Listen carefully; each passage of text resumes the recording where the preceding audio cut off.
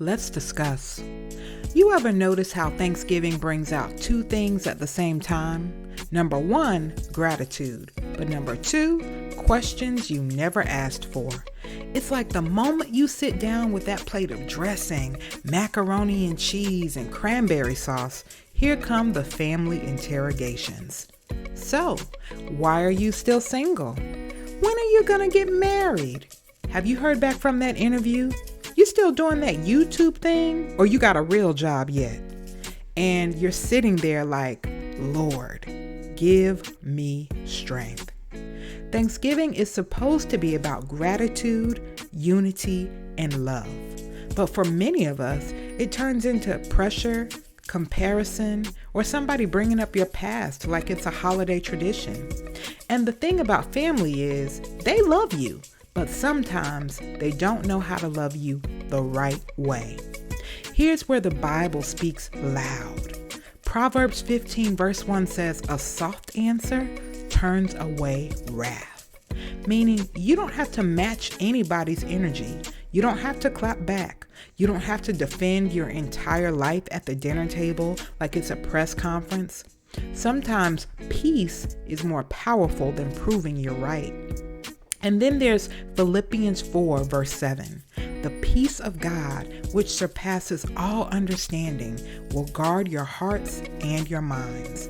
That's your shield at the table.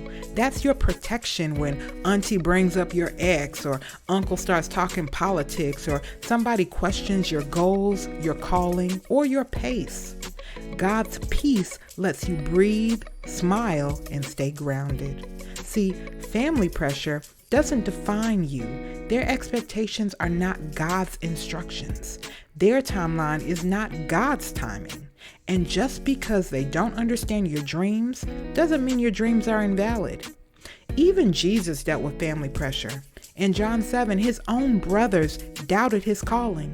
They pressured him to prove himself publicly, and he simply said, "My time has not yet come." Look at that. Jesus didn't fold, didn't get flustered, didn't argue. He stayed focused on purpose, not pressure.